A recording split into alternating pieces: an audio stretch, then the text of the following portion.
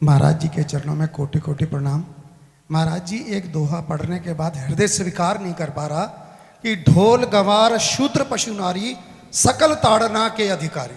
जी, इसमें गोस्वामी जी ने बहुत सूक्ष्मता से वर्णन किया। महापुरुषों के वचनों को हम सूक्ष्मता से समझ पाए। प्रायः ऐसा कह करके हम कहीं कहीं माताओं बहनों की अवहेलना करते हैं, कई जगह हम इसका प्रयोग कर देते हैं। अरे वो गोस्वामी जी ने लिखा है ढोल गंवार शूद्र पशु नारी सकल ताड़ना के अधिकारी।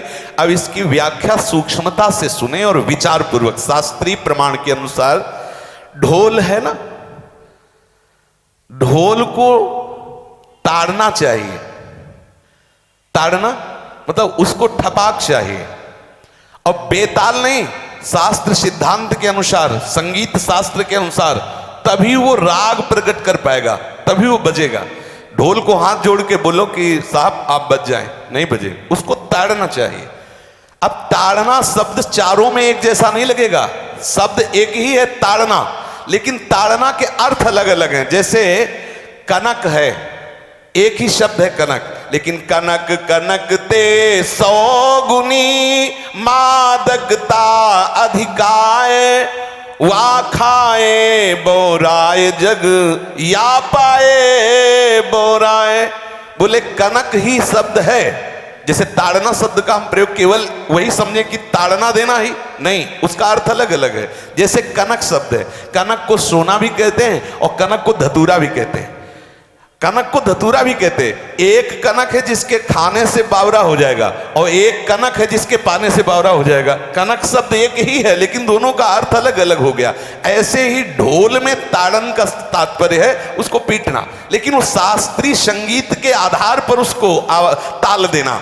ताल देने से ही वो राग प्रकट करता है, आनंद की उमगन करता है, ना कि प्रार्थना करने से। समझ रहे? अच्छा, गंवार, गंवार कहते हैं विवेकहीन पुरुष को।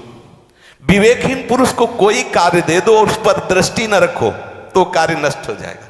वहां ताड़ने का तात्पर्य उसको पीटना नहीं है। उस अविवेकी गंवार पर दृष्टि रखो।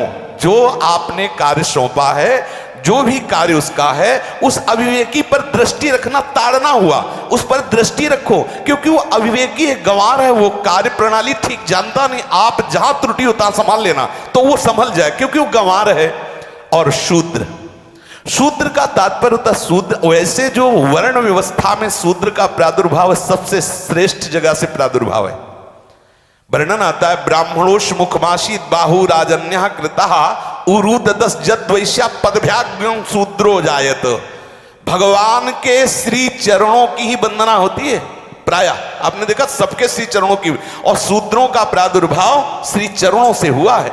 कोई ऐसा न समझे कि शूद्र का मतलब निकृष्ट होता है। यहां शूद्र का तात्पर्य जब से किसी से कहते हैं कि शूद्रवत आचरण करता है, मतलब शास्त्र विरुद्ध, सदाचार के विरुद्ध आचरण करना शूद्रवत आचरण की तरफ संबोधन किया जाता है। यहां कहा गया कि शास्त्र की सम्मति, शास्त्र के शासन के अनुसार आचरण हो, सदाचार परायण हो। शास्त्र जिसके लिए जो विधान करता है, शास्त्र शासन स्वीकार करना, यहां शूद्र के ताड़न की बात कही गई। यहां शूद्र ताड़न का तात्पर्य डंडे से प्रहार करना नहीं, समझना।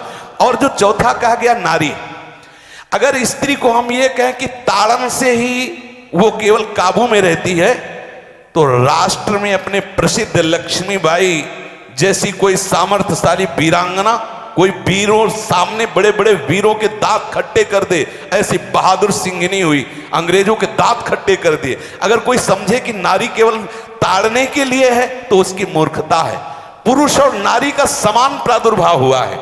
भगवान ब्रह्मा के श्री अंग से दाहिनी तरफ से महाराज मनु और बाईं तरफ से उनकी पत्नी उनका प्रादुर्भाव हुआ शतरूपा। शतरूपा, अब आप बोलो एक ही शक्ति के दो भाग हो गए, एक पुरुष रूप धारण कर लिया, एक नारी रूप धारण कर लिया। अब यहां विचार जो है कि उस नारी के ऊपर ताड़न शब्द का क्या प्रयोग है।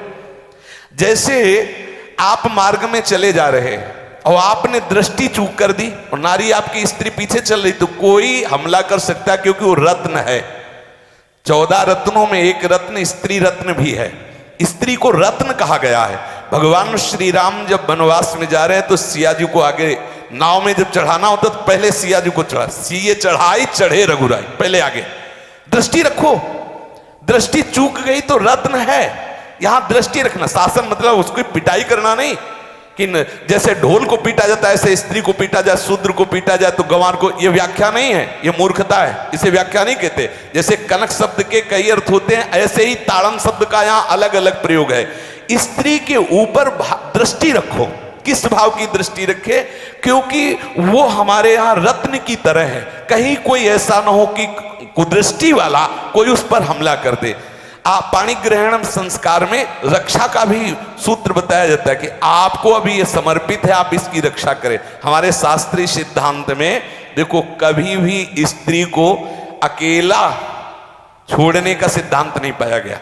अगर शास्त्रीय सिद्धांत, बच्ची है तो माता पिता के शासन, थोड़ी बड़ी हुई तो भाई आदि के बीच में, और बड़ी हुई तो पति के, और बड़ी हुई तो पुत्रों के, मतलब एक सानिध्य का एक दृष्टि रखी गई है कि यदि आप अपनी दृष्टि में रखेंगे तो उसका अमंगल नहीं होगा, उसका हित नहीं होगा।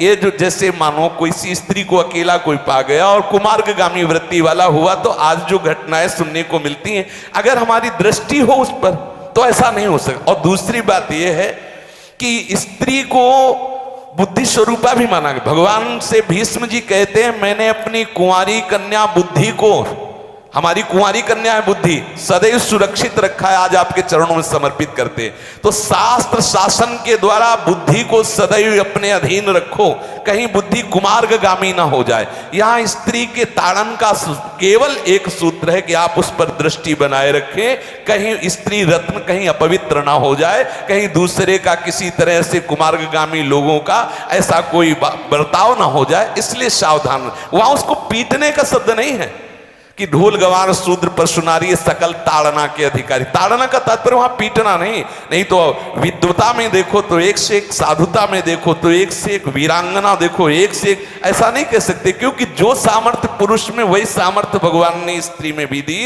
क्योंकि भगवान के ही दो रूप हैं, एक स्त्री और एक पुरुष, समझ रहे ना।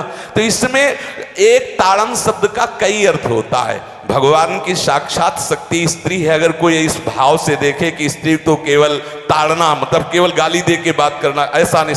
जिस घर में स्त्री का अपमान होता है उस घर का नाश हो जाता है, निश्चित हो जाता है। आप देखिए रावण का सत्यानाश हो गया जगदम्बा सीता के प्रति, दुर्योधन का सत्यानाश हो गया द्रौपदी के प्रति। जहां स्त्री का अपमान हो जाए, अगर कोई ये समझे कि स्त्री केवल मतलब जैसा हम चाहे वैसा व्यवहार करे, तो अगर नाश ना हो जाए तो हमें बता देना, क्योंकि भगवान की वो शक्ति है। अगर उसे तुम सोचो कि हम ताड़न करें, जैसे ढोल को ताड़न करें ऐसे ताड़न करें, तो तुम्हारा नाश हो जाएगा। बिल्कुल सच्ची बात समझ लीजिए।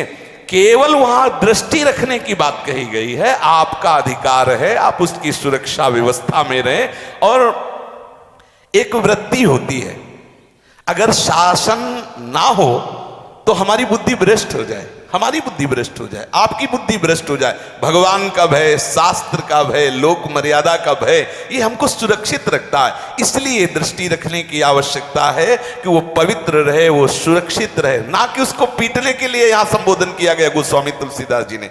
इसलिए सावधानी पूर्वक अपनी वृत्ति को पावन रखते हुए महापुरुषों के वचनों को समझने की चेष्टा की जाए। गोस्वामी जी ने जो यहाँ कहा, ढोल गवार शूद्र पशु नारी सकल ताड़ना के अधिकारी, तो ताड़ना का अलग अर्थ है, अलग अलग। जैसे ढोल में ताड़ना, तो वैसे ही सब जगह नहीं ताड़ना लगेगी। आप देखो पशु जो है, चालक जो घुड़सवार होता है उसको ताड़ना एड़ी से देता है। अपने चालक जो होता है घुड़सवार एड़ी से, किसान जो होता है वो बैल को बोलता है दाहिने, जैसे हल जोतने होता है बाएं, वो भाषा समझता है, बाएं मुड़ जाए, और नहीं मुड़ता तो पीछे अरई है एक छड़ी, उससे वो इशारा देता है, वो समझ जाता है। पशु को अपने इशारे से चला लेते। अब उससे कहे, खड़ा होकर हाथ जोड़ के कहे कि भैया बैल देवता आप थोड़ा दाहिने मुड़ जाओ, तो नहीं मुड़ेगा। जब लगाम पकड़ी और थोड़ा ताड़न किया और बोले दाएं, तो फौरन दाहिने मुड़ गया। आप देखो जो बैलगाड़ी चलाते हैं, घोड़ा गाड़ी चलाते हैं, ऊंट चलाते हैं, तो पशु शासन के द्वारा उसको इशारे से किधर चलना है उसको इशारा बता दो। अलग अलग जगह इस ताड़न शब्द का अर्थ प्रयोग किया गया है।